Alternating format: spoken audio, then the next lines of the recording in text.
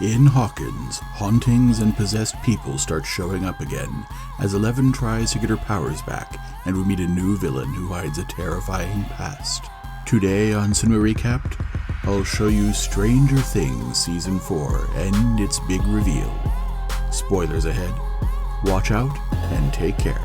Episode 1. This fourth season begins with a memory of the year 1979 in the laboratories where 11 used to live. In this place, a man named Dr. Martin is studying a boy named 10 while many strange things happen outside. The doctor goes out and realizes that there are many unlived people everywhere and finds 11 out of control. In the present, we see 11 adjusting to her new life, living with Will, Jonathan, and Joyce.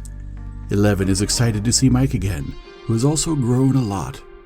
On the other hand, there's Dustin, who still has his girlfriend at a distance. Together, they hack his school to change his grades. In another scene, we see Steve, who continues his good friendship with Robin. Then the problems begin, since Lucas has a basketball game, but that same day there will be a D&D session with his friends. At the same time, a girl named Chrissy sees strange things in the bathroom. Dustin and Mike speak to the leader of the D&D club, named Eddie, to ask to postpone the game and wait for Lucas, but he doesn't want to. On the other hand, Joyce receives a rare doll and freaks out because it comes from Russia. Chrissy goes to the forest and continues to see strange things. She runs into Eddie, who invites her to go with him to calm down. At the same time, in the other city, 11 is sad because things don't go well, and her classmates bully her. Returning to Joyce, she finds a letter inside the doll which says that Harbour is alive. Meanwhile, the boys replace Lucas with his sister, Erica, and we see how both siblings become the heroes of the two games. At the same time, Chrissy suffers from more hallucinations at Eddie's house. He tries to wake her up, but then she sees a horrible monster who unlives her without compassion. Episode 2. We see a flashback of Hopper at the end of Season 3, who survives after the explosion, but he's captured by the Russians. Returning to the present, Mike travels to visit 11. At the same time, in Hawkins, the police investigate what happened to Chrissy. Later, everyone finds out from the news about Chrissy. Joyce talks to Murray about the letter, but he doesn't think it's possible that Hopper is alive, although he'll still support her. Also, 11 and Mike have a great time as they hadn't seen each other in a while after they moved in at the end of Season 3. However, 11's classmates played dirty jokes on her in front of Mike. The girl gets very upset. Meanwhile, Joyce investigates and communicates with an unknown Russian who tells her that if she gives him $40,000, he will release Hopper. Dustin and some others try to find Eddie to find out what happened to Chrissy, while the group of basketball players also wants to find the boy, but to avenge the young woman since they think that he was the one who unlived her. Nancy and a friend named Fred also investigate what happened to write about it, but the boy begins to see strange things just like Chrissy did. Returning to 11, we see that she is sad, and out of revenge, she hits one of her bullies, while she has memories of the doctor, since apparently she had lost control of her actions in the past. Dustin and the others find Eddie, who tells them what he saw. At the same time, Fred is trapped in another illusion, and the monster unlives him, while the boys deduce from all that happened that the monster is some kind of sorcerer. They name him Vecna, like a D&D character. Episode 3. A special agent from the United States is investigating with former employees of the Hawkins laboratories how to find 11, since he believes that she could be involved in everything that happens. The next day they find Fred, so they have 2 cases now, while the boys try to find answers and a way to prove Eddie's innocence. Meanwhile, Mike and 11 have some problems because the girl does not fit into society. The police arrest 11 since the girl she hit ended up in the hospital. At the same time, Joyce and Murray go to Alaska to pay for Hopper's ransom, while we see that the Russians make him work hard, and that one of the guards is the one who will help him in exchange for the cash. Vecna tries to make a connection with someone, apparently one of the basketball players, and we see that the group of athletes is crazily hitting others to find clues about Eddie. Lucas does not know what to do, since Eddie is also his friend. Meanwhile, some men save 11 from the police, men who are ex-personnel from Hawking's laboratories.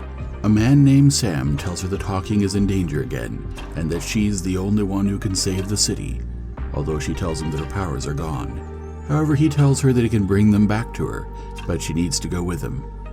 At the same time, Max also begins to have visions with Vecna. Episode 4. When Max comes back to reality, she tells everyone what she saw, so they assume that Vecna takes advantage of people's traumas. Then they meet with Lucas, who warns them about the basketball players. Elsewhere, Joyce and Murray meet with the contact between them and the Russian guard and give him the promised money, while Harbour manages to escape with the guard's help. Returning to Max, she leaves some goodbye letters in case things go wrong, as she continues to see Vecna, who tells her that her time is running out. Hopper and the others are betrayed by the contact, since he wants to keep Joyce's money and also get paid for the location of Hopper and the corrupt guard. He also captures Joyce and Murray, since the Russians will pay him a lot of money for them as well. Nancy and Robin visit Victor, a man who encountered Vecna 30 years ago, and although he survived, he tells them the story of how he lost his whole family. First the wife, and then both his children. But when Vecna was about to unlive him as well, he heard a song on the radio, and the music made him come back to reality before it was too late. But then the man gets upset and stops talking. Meanwhile, Max begins to have hallucinations with her brother Billy, who went to heaven last season, and then sees Vecna, who tells her that it's time to leave. Returning to Nancy and Robin, they deduce that music could be the key to get people out of illusions. They let Dustin know, while Max sees Vecna's world, where she sees strange things everywhere. At that moment, the boys play her favorite music, and when Vecna is about to unlive her, she remembers good times with her friends. She gets rid of Vecna and runs toward an exit opened by the music. Episode 5. 11 arrives at the new Hawking Laboratories, where Sam promises her that she will recover her powers with the help of a new project, called Nina, used to recover memories. But then she sees that Dr. Martin is also there, so she thinks that it's all a trick, and they only want to use her just as before. So she runs away, although they catch her pretty quickly. Then the basketball player begins to see hallucinations, so his hour approaches. Returning with Dustin and the others, they go to Victor's house, which looks very bad. They enter and see that there's an old clock that everyone sees in their hallucinations. At the same time, we see that the doctor has 11 in a trance state, and that's why she sees herself as before. Mike, Will, Jonathan, and another boy are trying to find 11. Meanwhile, Joyce and Murray manage to get rid of the man who betrayed them, but since they're mid-flight, they make an emergency landing. Returning with Dustin and the others, they are following a light signal that is in the house, so they reach a part where there is a very strong connection with Vecna, since he's consuming the basketball player in a lake and destroys the boys' lamps. At the same time, 11 tries to escape again, and when the guards catch up with her, she gets rid of them by using her powers for a moment. She goes back to the doctor to help her get them back completely. Episode 6. The doctor explains to 11 that she needs to enter many of her memories so that she can awaken her abilities. Will and the others go with Dustin's girlfriend to ask her for help to hack 11's location. At the same time, Hopper is put in a cell near to a Demogorgon, the kind of monster they beat in Season 1, and we see that the Russians are feeding it with men, so Hopper tells the other captives that it's not easy to beat one of these creatures. Returning to 11's memories, she is with a group of children who are being made to compete to see who best masters their skills. 11 shows them how strong she is by defeating the most skilled of all. On the other hand, Joyce and Murray get close to where Hopper is, so they use the traitor's identity to fool the Russians. Meanwhile, Hopper and his cellmates prepare to defeat the Demogorgon by using fire. Dustin and the others follow the direction of a compass and make it to a lake, where they think there might be a portal left by Vecna. Returning to 11, she is scared by her companions in the memories. She discovers that apparently she unlived everyone in the past and didn't remember it. Returning to Nancy and her group, they find a strong signal coming from the bottom of the lake, and Steve goes in the water to investigate. Thanks to this, the boy finds a portal and tells the others about it, but something pulls him down and takes him to the other world. His friends come after him to help, but we see that he's already being bitten by creatures in the other world. Episode 7 and finale. Steve's friends come to the rescue, getting rid of all the creatures, although they see in the distance that many more are coming. They decide to hide in a nearby forest, since it is difficult for them to return by the portal while it is guarded by a lot of creatures. Meanwhile, 11 is very scared. The process of returning her powers is taking too long. Joyce and Murray infiltrate the base where they have Hopper and look for a way to get him out. Dustin, Lucas, and Erica are caught by the police and locked up in one of their houses, while they deduce that every time Vecna unlives someone, a portal is created in the crime scene. Later, Nancy and the others manage to establish communication with Dustin and the others.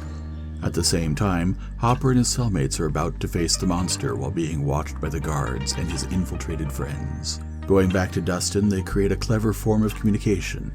They tell Nancy and the others about the different portals created by Vecna. Returning to Hopper, he's about to start the battle with the monster, who quickly kills many of them. Joyce and Murray then quickly knock out the guards, open the doors, and save Hopper.